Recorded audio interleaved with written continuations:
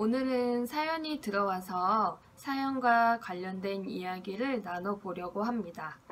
우선은 사연을 먼저 읽고 와서 이야기를 나눠보도록 할게요. 안녕하세요. 저는 25살 여자 사람입니다. 지금 제 남자친구와 계속 만남을 유지해야 하는지 고민이 돼서 이렇게 사연을 보내게 됐습니다. 제 남자친구는요, 일 때문에 많이 바빠요. 직장을 다니는 것은 물론 그 외에도 부업으로 다른 일들을 몇 가지 더 하는 바람에 퇴근 후에도 업무가 많아서 평일에는 거의 만나지 못하고 있어요. 그러면 주말이라도 시간을 내서 이렇게 저랑 시간을 보냈으면 좋겠는데 어쩔 때는 그것도 어려울 때가 있어요. 그럼 아무리 바빠도 연락 정도는 해줄 수 있지 않나 하는 생각에 서운함은 더 커지고요. 제가 서운하다고 이야기를 하면 처음에는 이해를 해주고 노력하는 듯이 보였는데 계속 반복되니까 남자친구도 저를 귀찮아하는 것처럼 느껴지고 냉랭하게 반응을 해서 서운함은 더 커지는 것 같습니다. 제가 이해를 못 해주는 건지 아니면 남자친구가 저를 사랑하지 않아서 그러는 건지 궁금합니다. 이런 상황에서 제가 어떻게 하면 좋을까요? 라고 사연을 보내주셨습니다. 우선은 저희가 이제 제가 연애 관련된 그런 사연을 좀 받게 되면 이런 질문들을 좀 많이 하시는 것 같아요. 그래서 제가 이 사람을 계속 만나도 될까요? 이런 질문부터 해서 이 사람이 괜찮은 사람인지 아닌지를 묻는 질문들이 많이 있는데 일단은 사연만 가지고서는 그 사람이 뭐 좋은 사람이다 아니다, 둘이 잘 어울린다 아니다 라는 걸 이야기하기 어렵고요. 또 제가 만나서 이야기를 나누는 뭐 충분히 정보를 얻는다고 하더라도 정답은 저한테 있는 게 아니거든요. 그러니까 쉽게 얘기하면 사연을 보내주시는 분들이 내가 좋아하는 유형의 사람은 누구인가요? 라고 저한테 묻는 거랑 똑같아요. 그래서 각각의 사람마다 장점도 있고 단점도 있고 여러 가지 특성을 갖고 있잖아요. 그런 특성들이 하나하나가 모여서 한 사람의 전체를 이루는 건데 그 각각의 특성별로 내가 감당할 수 있는 부분이 있고 내가 아니면은 감당하지 못할 만큼 되게 싫어하는 부분이 있고 아니면 내가 다른 거를 다 감수할 만큼 되게 중요하게 생각하는 부분이 있을 거예요. 그거는 나 스스로가 사람과 이제 관계를 맺어가면서 알아갈 수 있는 부분인데 우리가 대부분이라고 하기는 어렵지만 일단 이 사연을 보내주신 분을 보면 자기 자신에 대해서 내가 뭘 좋아하고 싫어하는지 이런 기본적인 호우조차도 분명하게 이렇게 스스로 알고 있지 못하는 것 같기도 해요. 예전에 어떤 철학자 락강이라는 철학자는 이런 얘기를 했어요. 사람들은 타인의 욕망을 욕망한다. 그래서 이게 무슨 말이냐면 자기의 욕망을 쫓아서 삶을 살아가는 게 아니라 다른 사람이 좋아할 만한 거를 추구한다는 거예요. 예를 들면 다른 사람이 만약에 예를 들면 그런 내 욕구대로 내 원하는 대로 살아가는 게 아니라 우리 엄마가 원하는 삶을 내가 대신 살아주고 있고 아니면 내 남자친구나 내 남편이 원하는 아내나 여자친구의 모습으로 살아가거나 아니면 친구나 선생님 다른 사람들이 원하는 걸 내가 대신 살아주고 있다라는 걸 말하는 거거든요. 그래서 우리가 만약에 어떤 행동을 했을 때 누군가가 그 행동을 되게 좋아해 준다면 우리는 그 행동을 계속 하면서 살아갈 수 있거든요. 내가 그 행동이 좋은지 싫은지도 모른 채. 그래서 그런 게 이제 타인의 욕망을 욕망한다. 그러니까 그런 뜻인데요. 지금 이렇게 연애를 하면서 내가 이 사람이랑 과연 계속 만나도 되는지 안 되는지를 고민하시는 지금 사연자분도 내가 어떤 사람을 좋아하는지 그리고 지금 내가 이 사람과 만나고 있는 현재 이 사람과 만나고 있는 지금 이 시간이 내가 행복함이 더 큰지 아니면 불행함이 더 큰지를 선명하게 모르고 계시기 때문에 이런 고민을 한다라고 생각이 들어요. 그래서 저는 연애를 많이 해보라고 얘기를 해요. 사람들을 많이 만나봐라.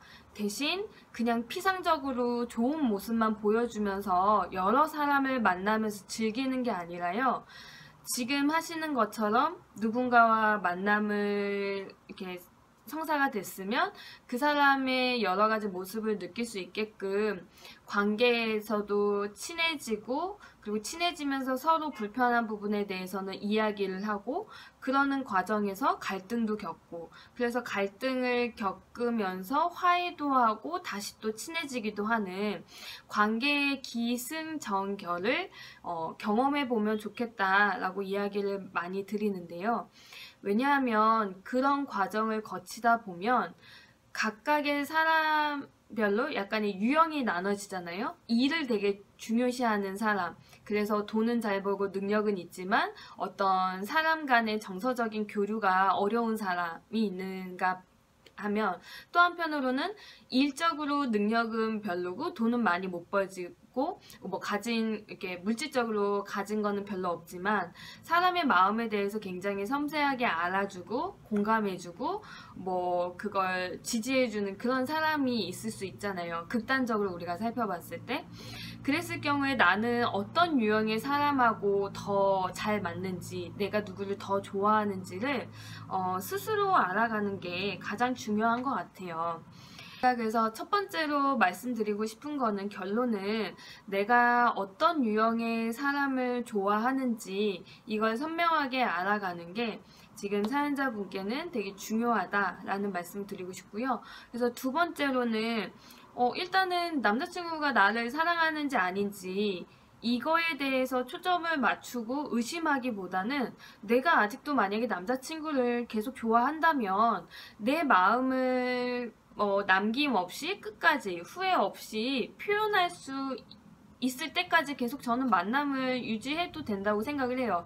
상대가 나를 떠나지 않는 이상 내가 좋아하면 계속 만나자고 하고 계속 연락하면 되지, 아직까지 저 사람이 나를 좋아하는지 아닌지 연락 오는 횟수라든지 나한테 반응하는 것들을 토대로 뭔가 재는 처럼 보여서 누가 더 좋아하는지를 자꾸 비교하는 것처럼 느껴지기도 해서, 저는 연애를 하더라도 본인의 주도적으로, 본인이 좀 더 능동적으로 관계를 이어나가셨으면 좋겠다라는 생각이 듭니다. 그거는 첫 번째하고도 좀 연관이 되는 이야기예요. 그래서 내가 좋으면 만나는 거고, 그래서 만나면서 내가 이런 사람을 계속 좋아할 수 있는 사람인지를, 이제 이 사람을 만나가면서 나에 대해서 알아가는 거죠.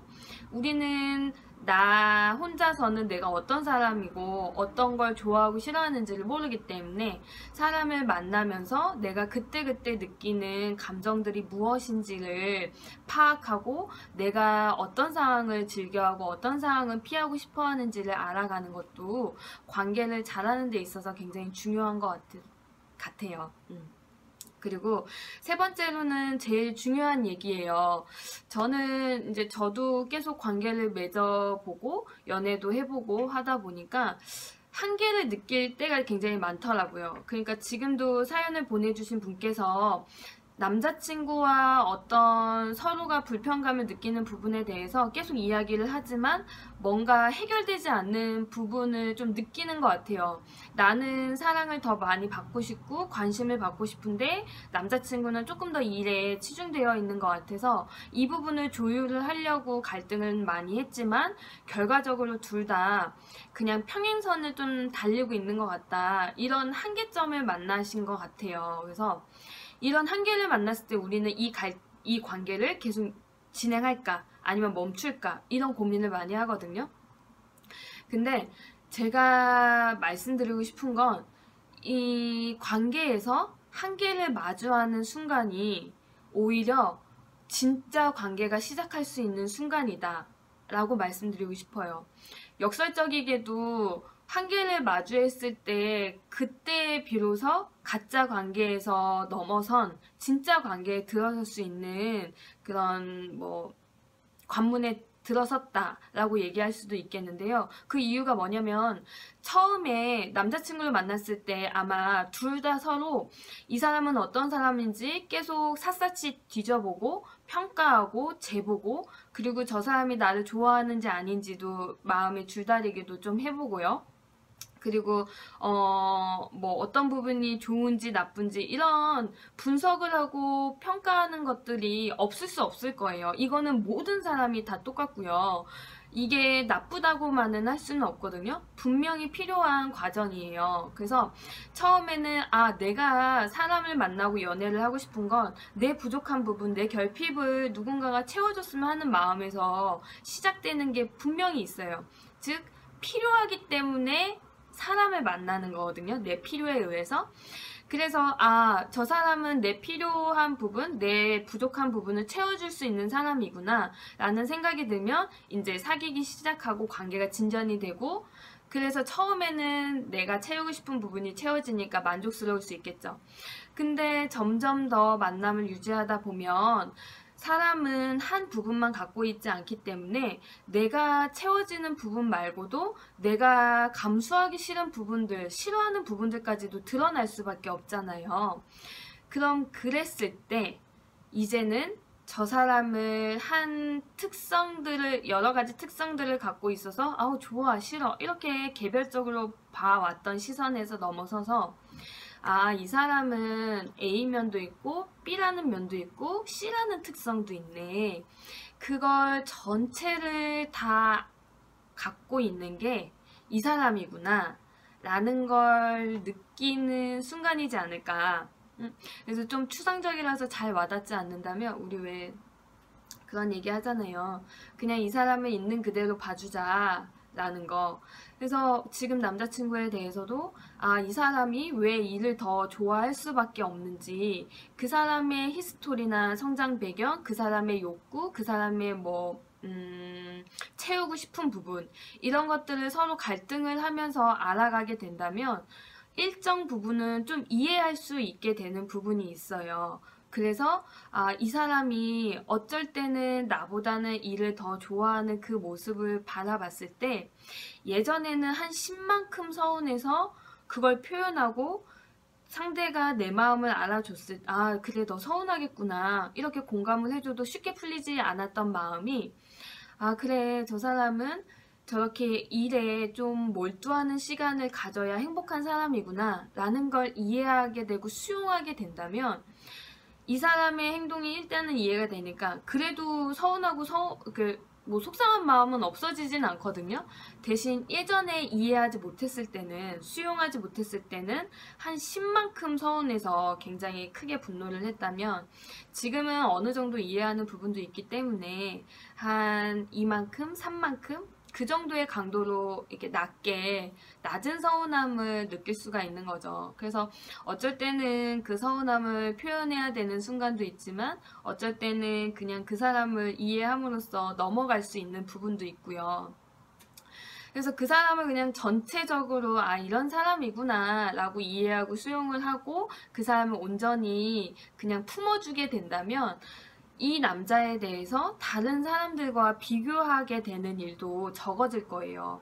그래서 우리가 서운하게 느끼거나 저 사람한테 이 사람 좀 별론데? 라고 생각하는 경우에는 어떤 경우는 다른 남자들, 그러니까 내 친구의 남자친구들, 누군가의 남편들, 누군가의 여자친구, 그 사람들과 비교를 하기 때문에 내 옆에 있는 사람의 부족함이 더 크게 드러날 수도 있거든요. 내가 얘 아니고 다른 애 만났으면 이렇게 힘들지 않을 건데 이런 식으로 비교를 하기 때문에 내 옆에 있는 지금 그 사람한테 서운함이 더 크게 느껴질 수 있는 건데요.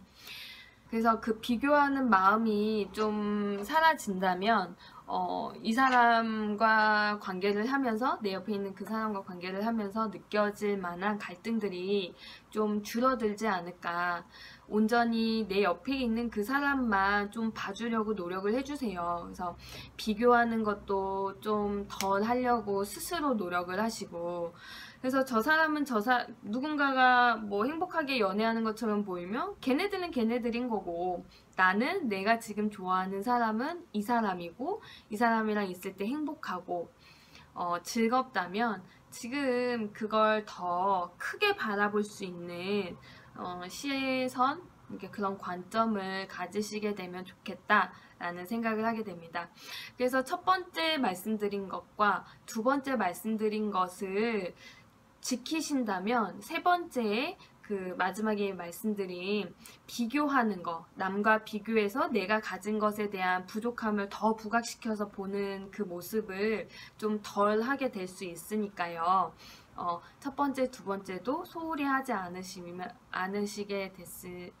소홀히 하지 않았으면 좋겠습니다. 네.